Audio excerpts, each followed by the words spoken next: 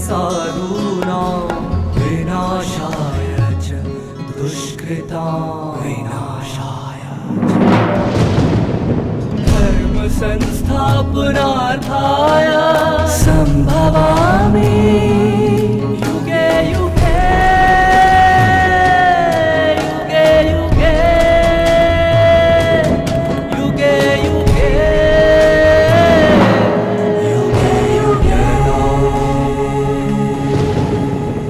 यदा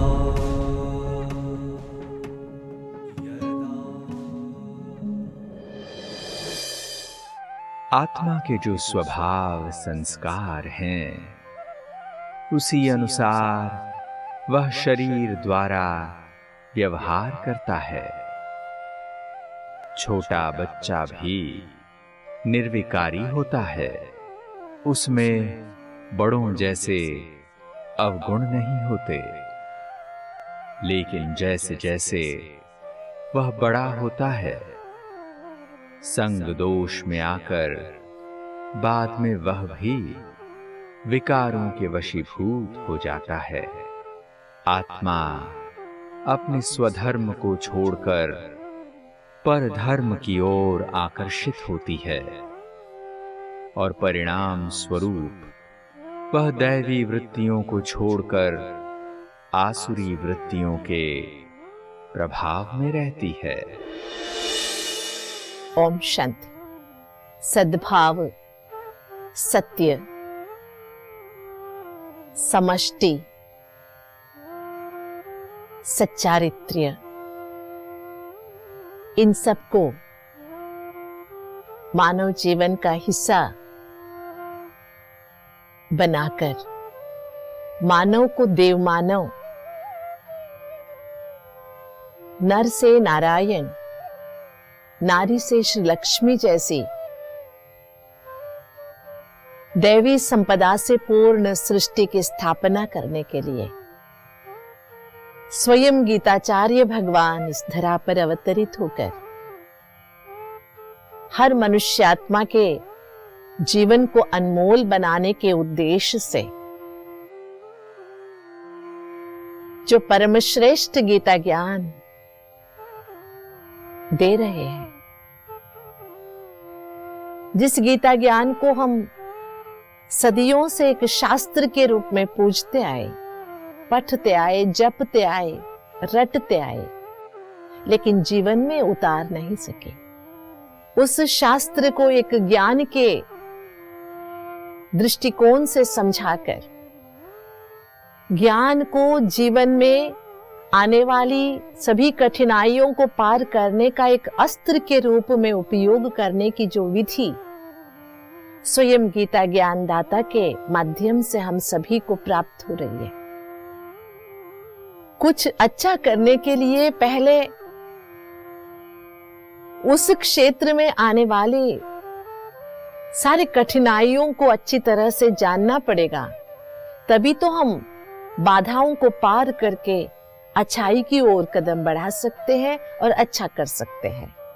अच्छा बनने या अच्छा करने, उसके लिए अच्छाई की रास्ते में आने वाली जो भी विघ्न है, बाधाएं हैं, उसका विस्तार से जानना बहुत जरूरी है।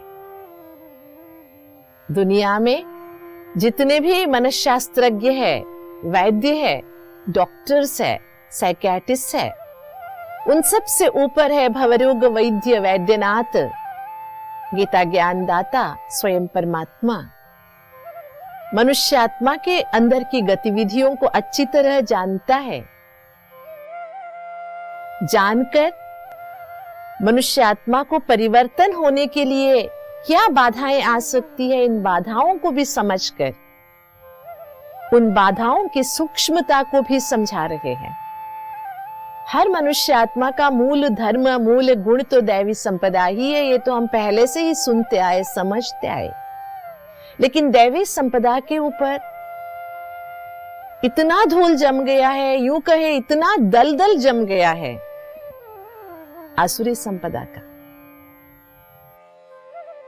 उसके ऊपर ज्ञान जल को डालकर इतना ज्ञान जल से उसे साफ करो ताकि पूरी तरह से आसुरी संपदा का दलदल मिट जाए और मनुष्य के अंदर छिपे हुए दैवी संपदा बाहर निकल आए। इस मार्ग पे कदम बढ़ाते हुए हम सभी को खुशी तो हो ही रही है, साथ में गर्व भी महसूस हो रहा है कि हम वो भाग्यवान हैं जिसे स्वयं भगवान हाथ पकड़कर चला रहे हैं। तो चलिए और गहरी आसुरी संपदा के दलदल को समझने का प्रयास करेंगे ताकि हम उससे बाहर निकल सके। काममाश्रित्य दुष्पूर दंभमान मदान्वितः मोहाद ग्रहीत्वा सद्ग्रहान् प्रवर्तन्ते शुचिव्रताः। प्रवर्तन्ते अशुचिव्रताः। वैसे आसुरीयता की जो चर्चा चल रही है या आसुरी जीवन जो चारों ओर देखने को मिल रहा है, उनकी प्रवृत्ति कैसे होती है, उनके चाल चलन कैसे होते हैं, वो 100% काम के आधार पर ही चलते हैं। काममाश्रित्य दुष्पूरा। दंभ मतलब दिखावा, मान मदान्वितः झूठा मान, मद माना घमंड। इन सब का मूल क्या है? मोहात ग्रहीत्वा। ये सब बेस्ड ऑन अटैचमेंट, मोह के ऊपर टिके हुए हैं। और अशुचित्व, कोई शुचित्व नहीं, कैसे भी रास्ते पे शुद्धता नहीं चाहिए, स्वच्छता नहीं चाहिए, लेकिन कमाते जाओ, बढ़ते जाओ। बढ़ना क्या है? पैसे कमाना, नाम कमाना। और इनकी अंदर जो काम वासना है उसकी कोई सीमा नहीं है, उसकी कोई मर्यादा नहीं है। चारों ओर से आसुरी स्वभाव मनुष्य को घेर के रखा है। चारों ओर लोगों में कमियां ही नजर आती हैं और खुद की कमी को देख नहीं पाते, अच्छाई को नजरअंदाज करते आगे बढ़ते हैं, जिसके कारण से उनको काम में ही भगवान भी दिखाई देता है, अर्थात वो काम को ही भगवान मान के चलते हैं। गलतियां देखना उनके एक स्वभाव बन जाता है। एक स्कूल में मास्टर जी बोर्ड पर कुछ लिख रहे थे, 4 का Chopra, 4 into 1 is equal to 5, है ना? और पूरा उन्होंने ठीक से लिखा था। 4 into 2 is 8, 4 into 3 is 12, 40 तक भी ठीक लिखा था, लेकिन एक गलत लिखा था। पहले वाला जो पहाड़ लिखा था ना,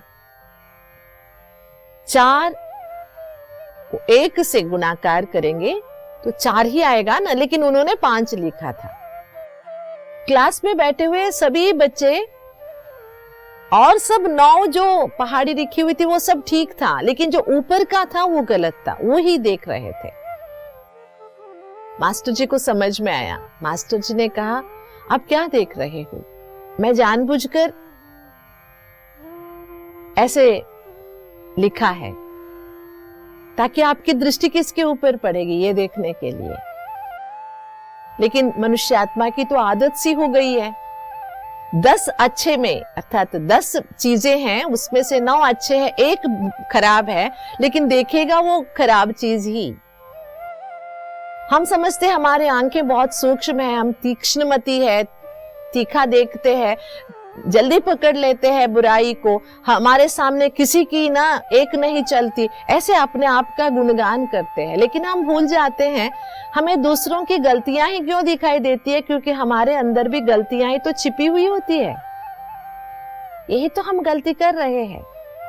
गलती देखने की जो हमारी दृष्टिकोण बना है, एटीट्यूड बन गया है, सभीयों की गलतियों को देख देख के हम पूरी तरह से गलत रास्ते पे चल पड़े हैं। और बाद में क्या उदाहरण देते रहे, मास्टर जी ने तो एक गलत लिखा तो हमने 2 लिखा तो क्या हुआ, हमने 4 लिखा तो क्या हुआ, पापा ने भी तो एक गाली दी तो मैंने 2 दिया तो क्या हुआ। ऐसे अपनी गलतियों को, अपनी आसुरीयता को, अपने अवगुणों को हम शाबाशी देते जाते हैं। Is it right? ये ठीक है क्या? आज जो दुनिया में चल रहा है, पाश्चात्य अंधानुकरण करते हुए, पश्चिमी देशों का अनुकरण करते हुए भारतीय सनातन संस्कृति को नजरअंदाज करते हुए और भारतीय सनातन संस्कृति में किसी ऐसे मूर्ख नास्तिकों के लिखे हुए बातों को हम लेकर बैठ जाते, अरे उस जमाने में भी तो काम था, है ना। जिन देवी देवताओं को हम पूजते हैं, लक्ष्मी नारायण कहे, सीताराम कहे, कृष्ण राधे कहे या ईश्वर पार्वती की कहानियां सुनाते हुए, वो भी तो विकारों के वश ही तो जीवन चलाते थे, उनके भी तो संतति थी, ऐसे कहते हुए काम ही जीवन बना के, क्योंकि आज इस संसार के अधपतन का मूल कारण है मनुष्यों की दृष्टि में जो आया हुआ बदलाव है। अरे भाई, ओ भैया, वो माता जी, वो बहन जी, ये शब्द तो कभी भूल गए हम। आसुरी संपदा चारों ओर नाच रहे हैं, क्योंकि सभी ने काम विकार का चश्मा पहन रखा है। इसका मूल है मोह, मैं, मेरा, मेरा। केवल खुद के बारे में सोचना, खुद के सुखों के बारे में सोचना, जो आज चारों ओर दिखाई दे रहा है। न माता पिता के बारे में सोच रहे, न बाल बच्चों के बारे में सोच रहे, न अड़ोस पड़ोसियों के बारे में सोच रहे, न रिश्तेदारों के बारे में सोच रहे। आप कहेंगे कई लोग हैं अच्छे सोचते हैं, किसने ना कहा, होंगे 100 में से कोई 10% होंगे, 90% तो ऐसे ही लोग हैं दुनिया में। इसीलिए तो वृद्धाश्रम खुल रहे हैं, इसीलिए तो अनाथाश्रम बढ़ रहे हैं। मुझे तो याद नहीं है मेरे बचपन में कभी अनाथाश्रम की, वृद्धाश्रम की मैंने सुनी हो, कभी नहीं सुनी। तो ये 40-50 साल के अंदर इतना क्या बदलाव आ गया। आसुरीयता की ये जो अद्भुत प्रगति को हम देख रहे हैं, प्रगति कहे या अधोगति कहे इसे, जिसका वर्णन गीता में 5000 साल पहले भगवान ने किया था, उसी समय पर फिर से हम आ पहुंचे हैं, जिसके लिए कहते हैं हिस्ट्री रिपीट्स, है ना। आगे चलकर गीता चिंताम अपरिमेयाम च प्रलयांतमुपाश्रिताः कामोपभोगम परमा एता विदिति निश्चिताः। ये जो आसुरी गुणों की वर्णना है यहाँ पर, अपरिमेय चिंता, चिंता का कोई लिमिटेशन ही नहीं है। और ये चिंता वो सोचते हैं मरण काल तक रहेगी। यहाँ प्रलय शब्द यूज किया है, मतलब प्रलय एक मरण भी हो सकता है, दुनिया का अंत भी हो सकता है, बदलाव भी हो सकता है। और जीवन का लक्ष्य है कामोपभोग, काम विकार के उपभोग करना। इसी को एता विदिति निश्चिताः, यही निश्चित है, ऐसे समझकर लोग चल रहे हैं। कोई लज्जा नहीं है, कोई शर्म नहीं है लोगों को कि हम ऐसे कर रहे हैं।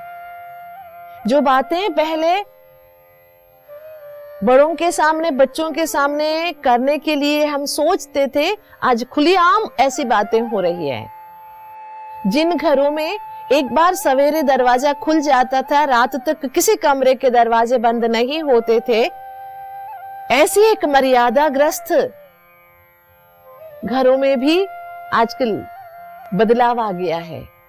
आजकल हम घर को बनाते कैसे हैं, घर बनाने की विधि, घर खरीदने की विधि क्या है। 2 BHK, 3 BHK, 4 BHK, हम घर नहीं बना रहे हैं, हम कमरे बना रहे हैं, दीवारें खड़ा कर रहे हैं। आप पहले की राजमहल देखिए, बड़े बड़े वाड़े देखिए, कितने बड़े बड़े, कहीं भी आपको ना अकेले रहने की कमरे नजर नहीं आएंगे। कितने खूबसूरत वास्तुशिल्प नजर आएगा आपको। ये मैं कोई सतयुग की बातें नहीं कर रही हूं, 100-200 साल पुरानी बातें। वहां पर भी इतनी अति नहीं थी जो गीता में वर्णित है, वो आज के जमाने की है।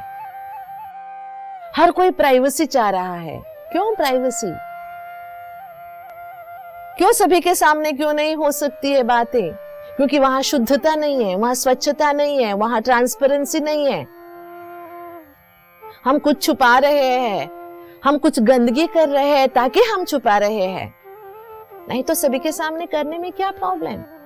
इसके लिए तो चिंता है।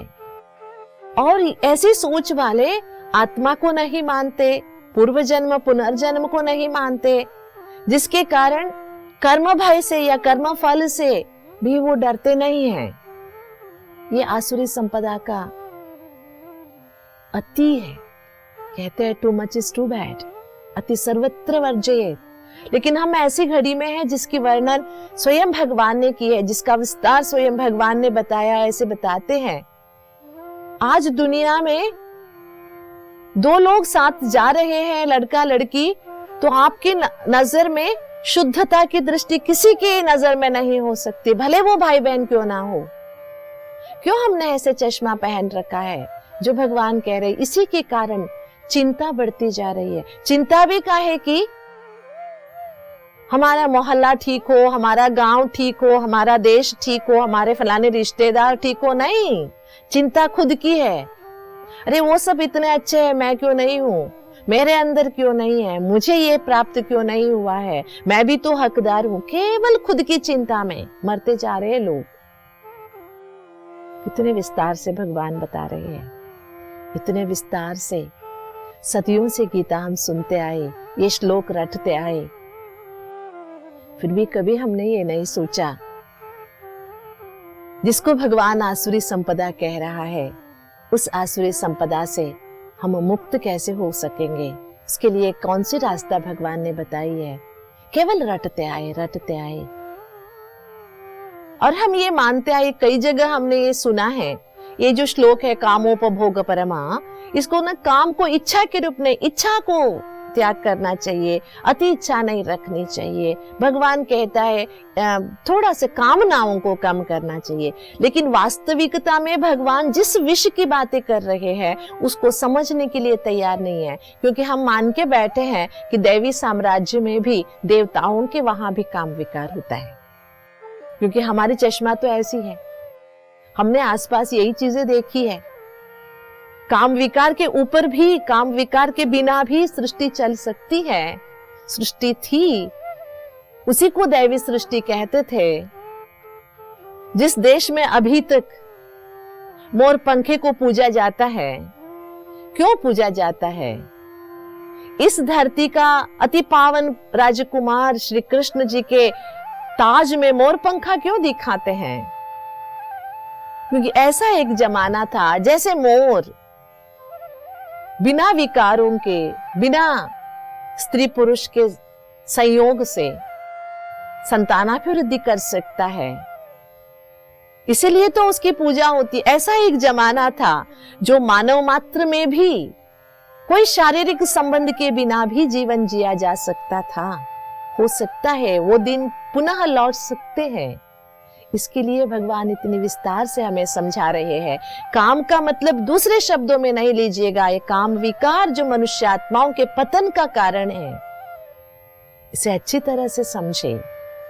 तब हमारे मन में प्रश्न उठता है, अरे बहन जी आप तो कह देती हो, लेकिन काम विकार के बिना दुनिया कैसे बढ़ेगी? मैं अपने भाई बहनों से कहना चाहूंगी, क्या और दुनिया को बढ़ाना चाहेंगे? 750 करोड़ आबादी हो गई है, रहने के लिए जगह नहीं है, खाने के लिए अन्न नहीं है, संतति को संभालने के लिए ताकत नहीं है। अगर आपको और संतति चाहिए तो अनाथाश्रम से लीजिए ना, कितने बच्चे माँ बाप के बिना जी रहे हैं, उनको एक छत दे दीजिए। दुनिया की चिंता क्यों करते हो? खुद की चिंता कीजिए ना। अपने अंदर के विकारों का दमन करना ही है। जब तक नहीं करेंगे तब तक दैवी सृष्टि की पुनर्स्थापना नहीं हो सकेगी। इसीलिए तो भगवान इतने विस्तार से आसुरी संपदा को स्पष्ट कर रहे हैं। तो इसलिए भगवान जिस भाव से समझा रहे हैं, जिसके अंदर प्रेम भाव भरा हुआ है, भगवान को याद करते हर एक के दिल गदगद हो जाती है, जिसके अंदर प्रेम पूर्ण भावनाएं भर जाती है, ऐसे परमात्मा विकारोग्रस्त मनुष्य आत्माओं को देखकर विकारों से मुक्त होने के लिए, विकारों की जो दुखद परिस्थिति है उसको दर्शाने के लिए हम सबको ये समझा रहे हैं। तो हमारा कर्तव्य बनता है इन सबको समझे। आत्मा जब देह में प्रवेश करती है तो आत्मा के अंदर अपने जो स्वभाव है, स्वधर्म है उसी के अनुकूल वो व्यवहार करता है, लेकिन संग दोष में आकर बाद में विकारों के वशीभूत हो जाते हैं। कलयुग में भी देखिए, जब छोटे से बच्चे होते हैं, बच्चे के अंदर कोई विकारों की वासनाएं नहीं होते हैं, इतने सुंदर मुस्कुराहट है ना, कितना प्यार भरा मासूमियत, क्या उसमें आपको विकार नजर आते हैं? बिल्कुल नहीं। लेकिन धीरे धीरे धीरे धीरे आत्मा अपने स्वधर्म से परधर्म की ओर आकर्षित हो जाती है, दैवी स्वभाव से आसुरी स्वभाव से प्रभावित हो जाती है। फलस्वरूप आज तो बहुत छोटे से उम्र में भी मीडिया के कारण, संगदोष के कारण, घर के माहौल के कारण, आसपास के माहौल के कारण और अपने संस्कारों के कारण छोटे बच्चे, जैसे महाभारत में धर्मग्लानि के लक्षण लिखे गए हैं, 6 साल की बच्ची मां बन रही है। तो ऐसी दुर्दशा से अगर बाहर निकलना है तो दैवी संपदा को अपनाने के लिए वास्तविक स्वरूप से आत्मा के स्वधर्म को पहचानना है। आत्मा का स्वधर्म काम नहीं है, प्रेम है। आत्मा का स्वधर्म क्रोध नहीं है, शांति है। आत्मा का स्वधर्म अपवित्रता नहीं है, अशुद्धि नहीं है, पवित्रता है।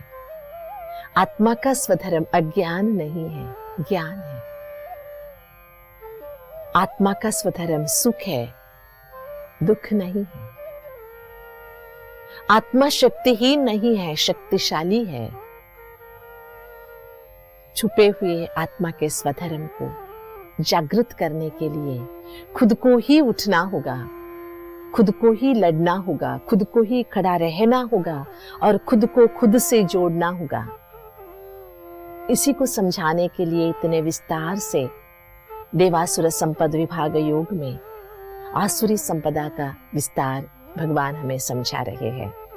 तो हम खुद को पहचानेंगे, खुद से खुद को मिलाएंगे, खुद के अंदर छिपे हुए दैवी संपदा को जागृत करेंगे। ओम शांति।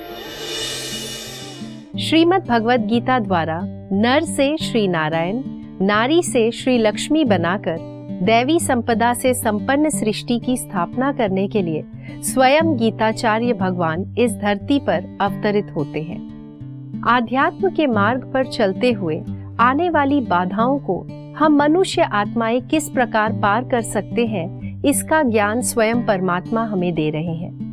दोस्तों, इस संसार के अधःपतन का मूल कारण है हम मनुष्यों की दृष्टि की अपवित्रता। केवल स्वयं के प्रति सोचकर हम असभ्य और लोभी हो गए हैं। अशुद्ध विचार, अस्वच्छ व्यवहार होने के कारण आज दुनिया में संकुचित मनोवृत्ति का फैलाव हो रहा है। मानव जीवन में विकारों की पराकाष्ठा हो चुकी है। काम विकार के बिना सृष्टि चलती है और ऐसी सृष्टि इस धरा पर थी। उसी दैवी सृष्टि की स्थापना करने के हेतु से स्वयं परमात्मा इस धरा पर अवतरित हुए हैं। अपनी वास्तविकता से जुड़कर फिर से दैवी संपदा में लौटने के लिए स्वयं ही हमें हिम्मत दिखानी होगी, ताकि हम एक श्रेष्ठ एवं उचित मार्ग पर अपना जीवन व्यतीत कर सकें। अब स्वयं को पहचानकर, स्वयं ही से मिलकर चले अपने भीतर छिपे हुए दैवी संपदा को जागृत करेंगे। ओम शांति।